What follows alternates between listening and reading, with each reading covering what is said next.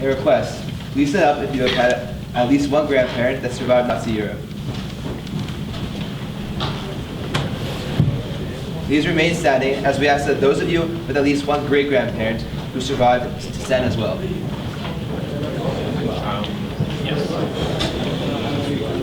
Those of us who descend from survivors descended from a minority.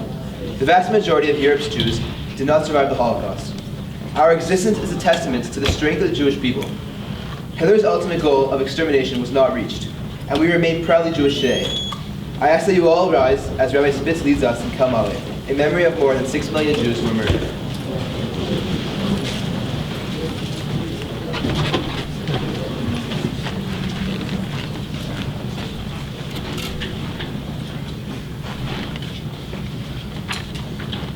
אל מלא רחמים שוכן במרומים אמצא מנוחה נכונה על כנפי השכינה במעלות קדושים וטורים כזוהר רקיע מזהים את כל הנשמות של 6 מיליוני היהודים, חללי השואה באירופה, שנהרגו, שנשחטו, שנשרפו, ושנספו על קידוש השם, בידי המרצחים הגרמנים, הנאצים ועוזריהם משאר העמים. לכן בעל הרחמים, יסתירם בסתר כנפיו לעולמים. ויצרור חיים את נשמותיהם, אדוני הוא נחלתם, בגן עדן תהא מנוחתם, ויעמדו לגורלם לקץ הימין, ונאמר אמן.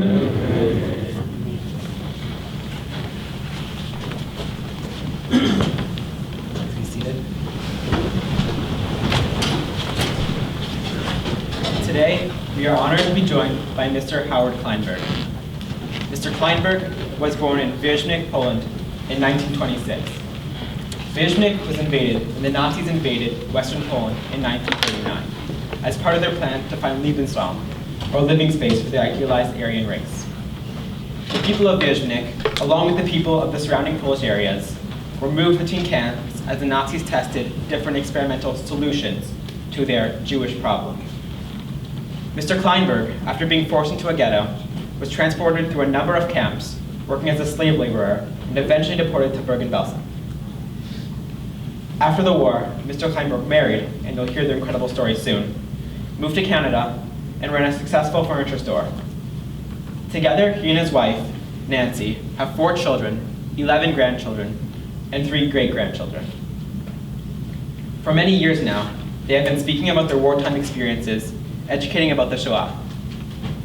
Many thousands of people have heard their story as they have traveled all over the world to speak and even appeared on Live with Regis and Kelly a few years ago.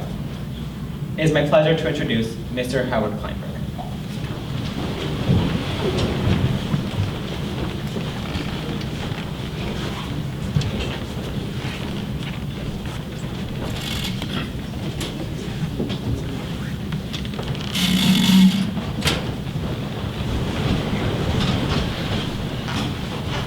Thank you very much. Heard I was born in Poland. I come from a family of 10 children. We had a misfortune where the time I was born, my oldest brother passed away. He was a soccer player. He died on the field. So we were 9 children left. We had an uncle in the States who was trying his best to bring the family over to the States. He couldn't, came to Canada, was able to arrange papers, traveling tickets and so on. And we find ourselves, we are going to Canada. And the year is 1928. We arrived in Warsaw.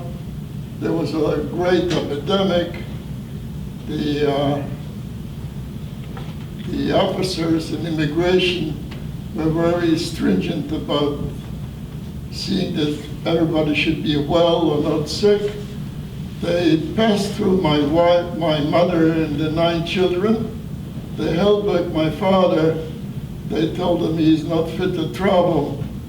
They gave my mother a choice: take the 9 children and go to Canada, and her husband will follow.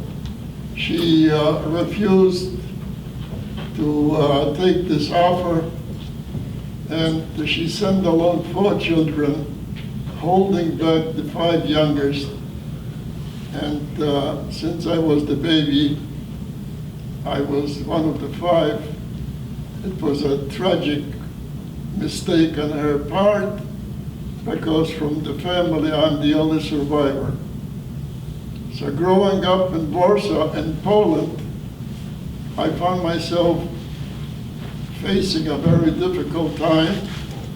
Poland was very anti-Semitic. Being a Jew in Poland was very difficult. The hate was enormous, and time was passing by. 1939 rolls around, the war breaks out. A few days later, the Germans march in. Our life turns 180 degrees upside down. We find ourselves facing everyday restrictions. Restrictions made life very difficult. There were munition factories in this city. When the war broke out, they found that they need labor. So what's the cheapest labor to have for no pay except the Jews? So we wound up going to these factories every day, and life was very difficult because the food became scarce, but you had to manage the best you could. And this is how the days and months were passing by. It's 1941, and we hear that the Germans are planning to make a ghetto in our city. Ghetto meant ushering in all the Jews into one spot, and this way they would keep control under the Jews in one area. The place that they ushered in was a central part of the city. There were houses and stores around the perimeter. The houses were small to start with. They made sure that every household took in another 2-3 families. So you can imagine the situation. People who had small children to start with in these houses, suddenly they found themselves with 12 more children and 12 more adults in a cramped place, no food. The crying from the kids was enormous.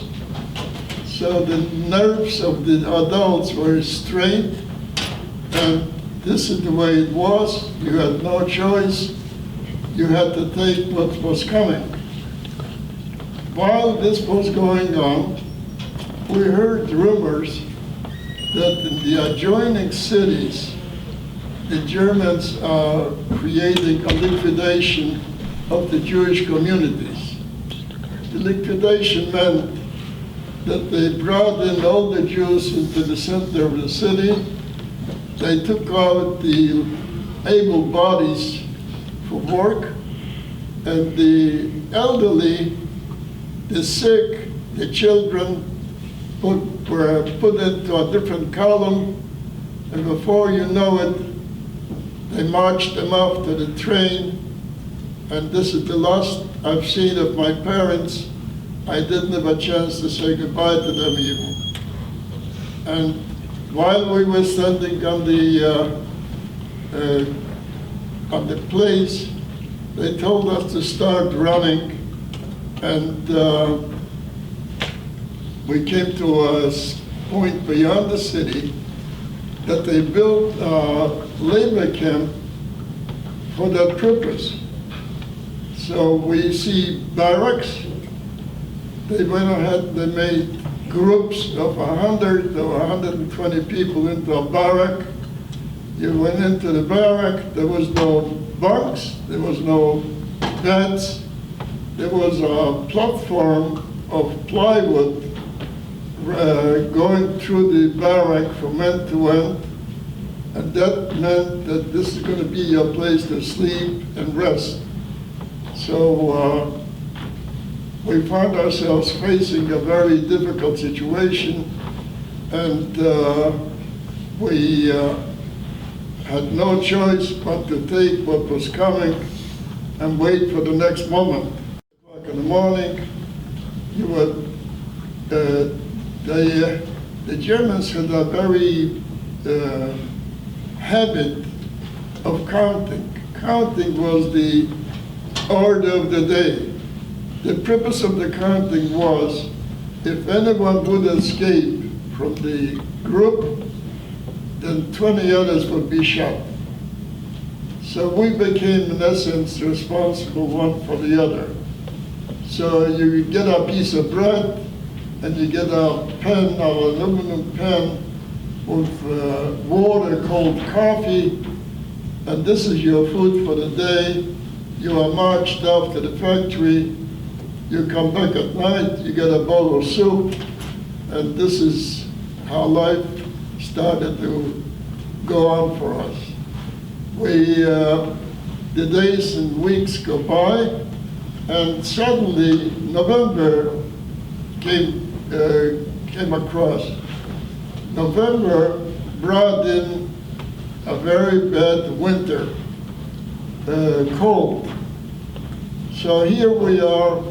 We left the houses in shirts and in jerseys, and we have nothing to cover ourselves from the cold, which was a very painful experience. So you had to become resourceful. Resourceful meant to find either some rags, some paper, whatever you could, put it on your body, take some ropes, tie it up, that was your clothes. Going in this attire to the factory to work, sleeping in it, no sanitary conditions, typhus breaks out. Typhus was a very deadly disease. People were dying because there was no medication.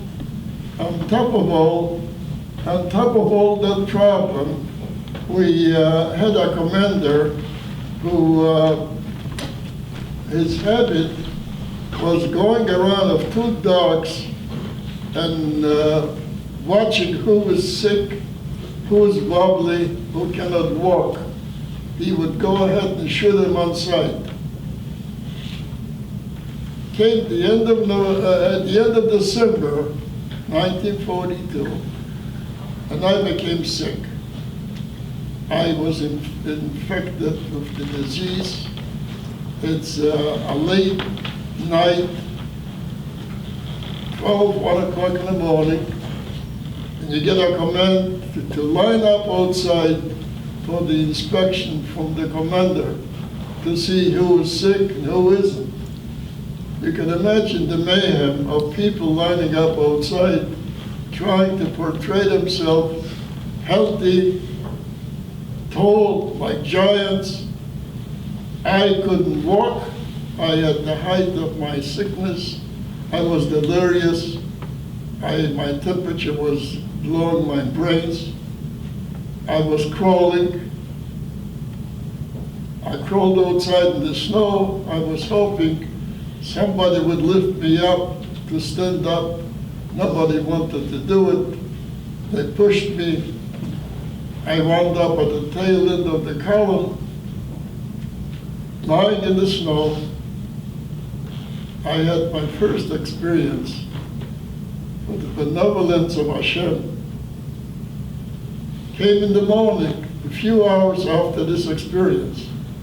My sickness was gone. It's totally unbelievable to be sick in one moment and be well the next moment. It was like the resurrection of the dead. Came in the morning, I got up. I couldn't believe that my sickness is gone. But at the same time, other events took place. The SS arrives, and they remove the commander from his post, fearing that if they would leave him go, there'll be nobody left to work. He will shoot everyone. So they removed him. They closed the camp for quarantine. They brought in clothes. They brought in food. They introduced a shower once a week. And for 1 week, we didn't do no work, just trying to recoup from that sickness. For me, it was like a haven. I first started to feel better, and the life was going on. It's the middle of 1941, and we hear a very important news break that the Germans got a very big defeat in a place called Stalingrad in Russia. And we find out that the Russians were able to break the Germans' front, and they were pushing the Germans out of Russia. So for us, it was a new beginning of hope. And it came 1944, January, the Russians crossed over to Poland. We were 600 miles. We waited, perhaps we'll be liberated by the Russians, but it didn't work out this way. Because July 1944, we go down to the factories. The factories are closed. The Germans left the closed. They run away in fear of being captured by the Russians. So we go back to the barracks, and we think to ourselves, so what's next? They're not going to leave us. So what's the next thing they're going to do with us? Most likely the destination is Auschwitz. And that's exactly what happened. They packed us in like sardines into the trains, and we are off to Auschwitz. We come to Auschwitz, and we come to a point where there is a platform. The train stops, the doors open up, dogs starting to jump at us to get us out as quickly as possible. The Germans had people stand by observing who comes out from the trains in a wobbly condition. Can you imagine standing 2 days in a standing position, squashed? A lot of people couldn't walk. They were taken away right away, and we don't know where. We know what happened, but we don't know where. The next moment we are out on the platform, they tell us to line up because we're going to the shower. The shower, we knew what the shower represents. We knew that you get gassed, you are being thrown into the crematoria after this event. So we are in the shower, and we are waiting for gas to come out, and suddenly water comes out. You can imagine the excitement of being alive. Water comes out. After this, they took us out. They gave us striped uniforms. They took us over to a place to put a number on your arm. My number is 1918186. It was a painful experience to be jabbed with a dirty needle the number into my arm. But I prevailed, and next thing is they march us up to a barrack. Next morning, the SS arrives and divides us into groups to take us to different camps. I wound up going to Katowice. Katowice at the munition factory is, at that point, it's almost close to February. By the way, yeah. And we work in there till December. December, the Russians arrive at the city, trying to take it. So instead of leaving us, they take us into trains, and they drive us to Czechoslovakia. From Czechoslovakia, they drive us to Austria. I wound up in Vienna. From Vienna, they take us into the Alps. At the Alps, we are in a new camp called Mauthausen. Mauthausen, we didn't work because we waited for instructions of where we're going to be going next. But the Germans found a way how to keep us clean. It is January 1945. They make you get undressed. You leave your clothes on the floor. They chase you out into the snow to get a cold shower outside in the snow. I wonder if you imagine what I'm saying. How would you like to be chased out into the snow in normal conditions and take a shower, come back and find your clothes wet? To this day, I don't know how I survived, because it's not a human strength, it's more than that, to endure this thing. We were 1 month in Mauthausen. In February, we are taken to Hanover. In Hanover, we were till the end of March. At the end of March, the British arrived, and they tried to occupy Hanover. So there was no place to take us now except march us, a dead march, to a new camp called Bergen-Belsen. Bergen-Belsen, unlike anything else that we experienced, was a dead camp. There was no work, there was no crematorium, there was no water, there was nothing.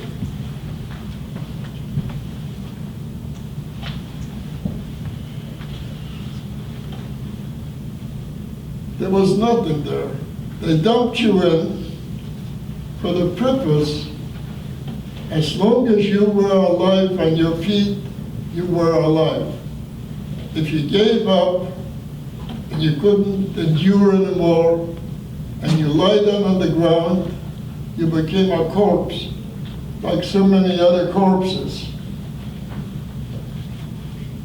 I held on to life as long as I could. Came April 15, 1945, the British liberated the camp. Liberation came with a very mixed feeling. You are liberated, but where you got no one left. You are alone. You are sick. I couldn't take anymore to stand on my feet. So I lay down. I tried to find a spot of grass. You had to separate some corpses in order to lay down. While lying on the ground, I don't know the time, if it was a day or 2 days or half a day, I heard suddenly voices over me. Voices from women and a young woman, a young girl. And suddenly I hear this young girl saying, he's still alive. How about if we save him? And a debate developed between the other woman saying, he's dead. What are you going to do with him?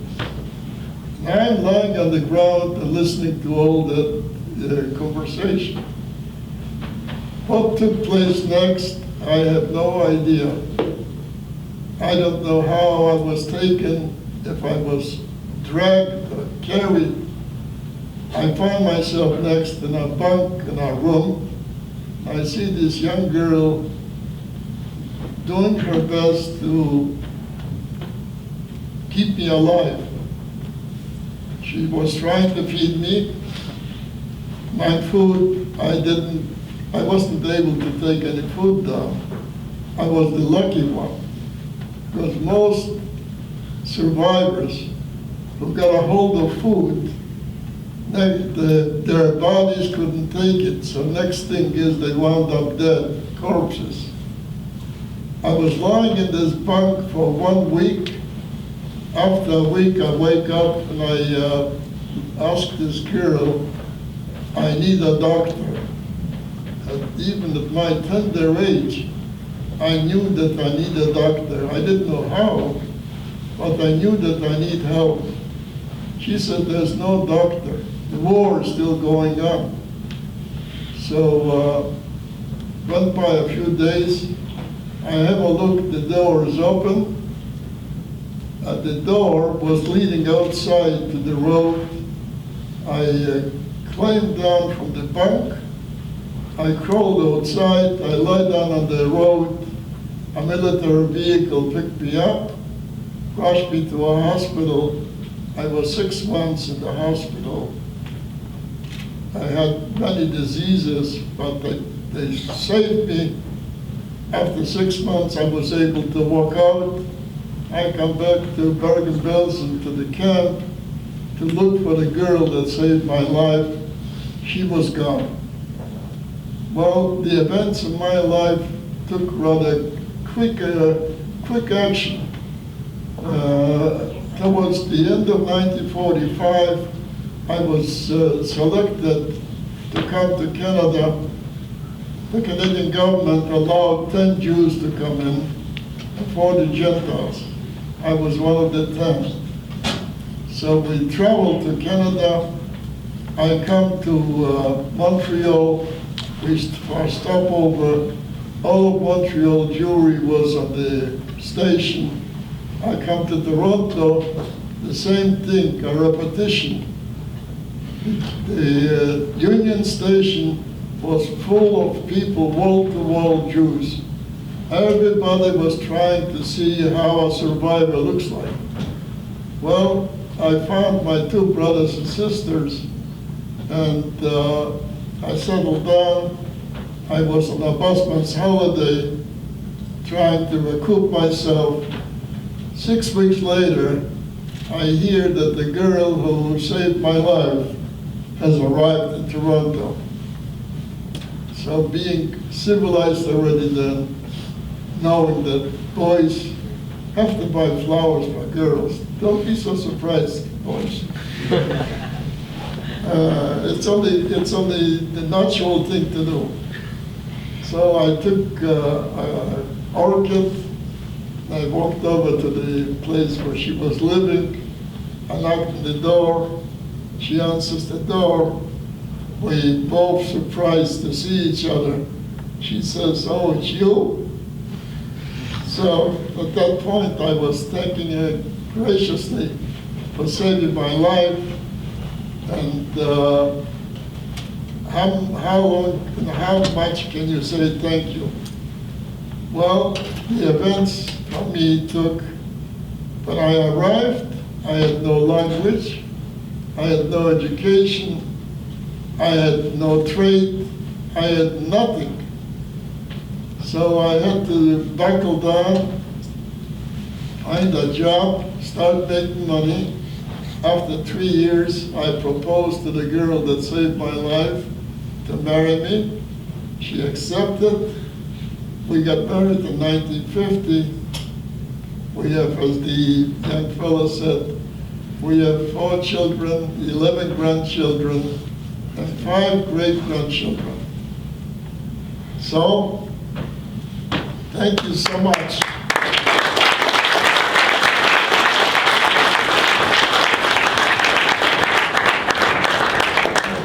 I want to thank you, Mr. Kleinberg, for joining us today.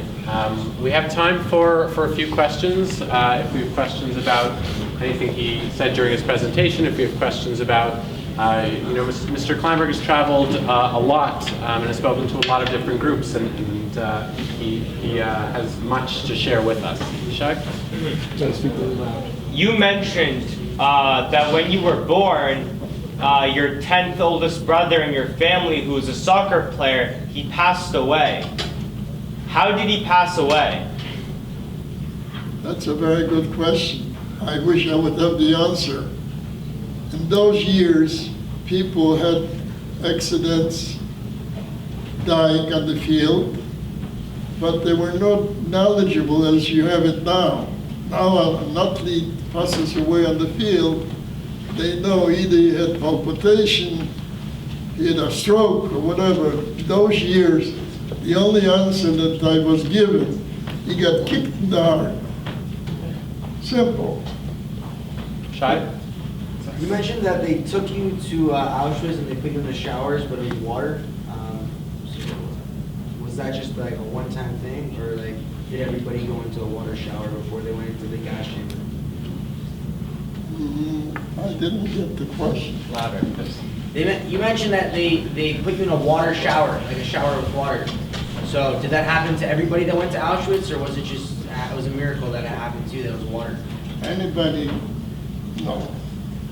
We, the group, from our group, when we arrived in Auschwitz, apparently, from what I found out after the war, there were orders accommodating our group to make sure to keep us as essential asset to the war machinery. We were experienced in the 2 years that we worked at home. Experienced enough to be a help in the war machinery. So we arrived in Auschwitz. Instead of guessing us, they preserved us. They gave us the shower, clothes, numbered, and you were off to the different places. Otherwise, we would have wound up in a crematorium. They were not so benevolent. We were an exception of the rule. Mandy? What did you see? Loud. What did you see and what did you feel when you went back louder? What have you seen and what have you felt when you've gone back to the camps?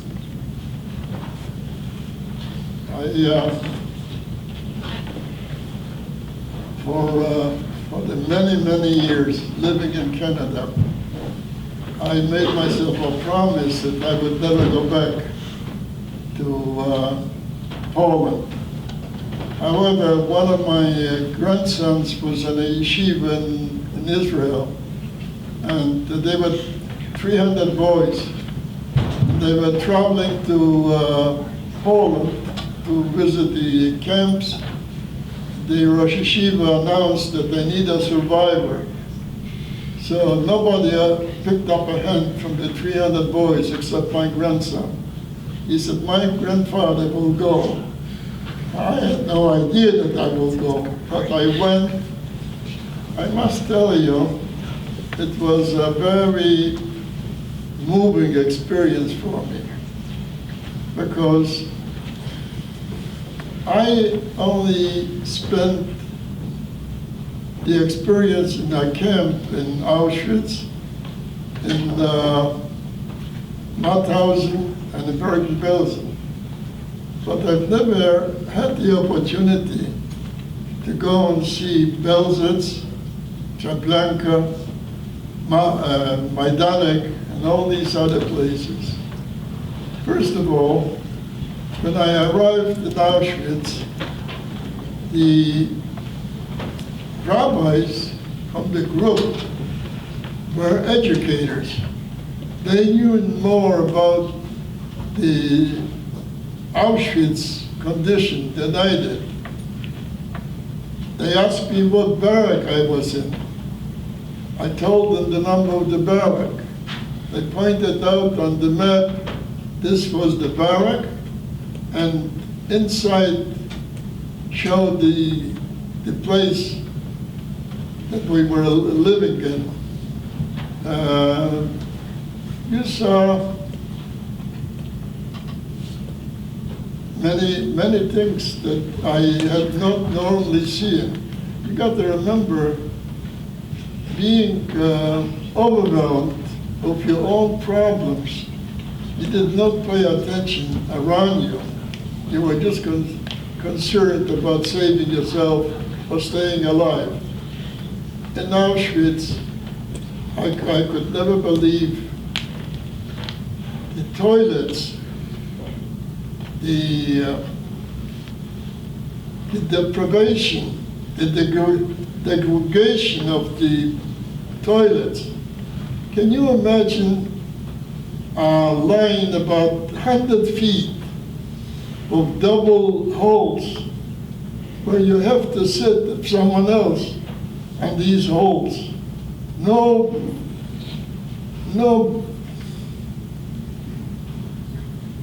Privacy. no privacy, shame.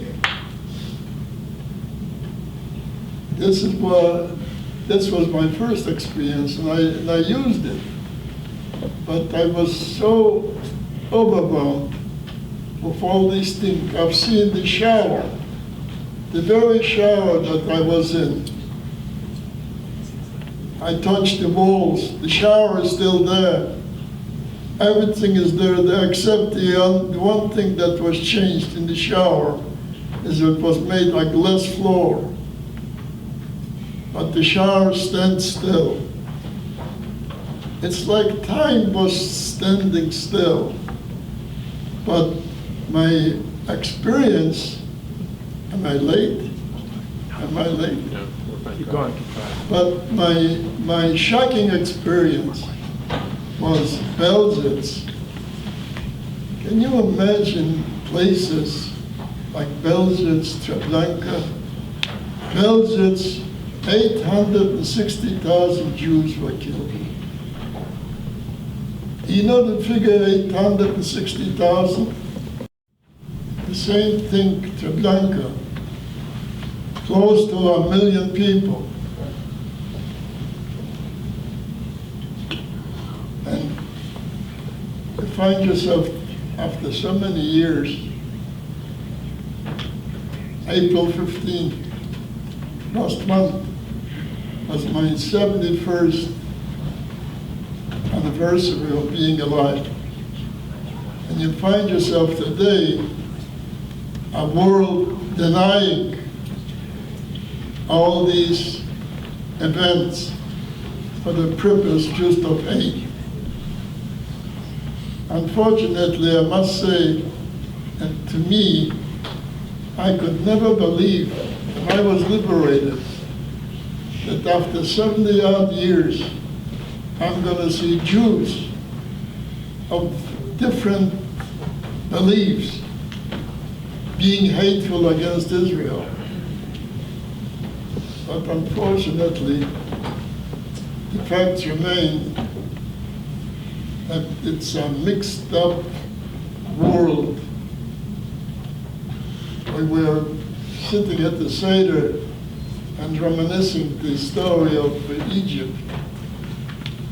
And I was sitting there and thinking of the time that we went through.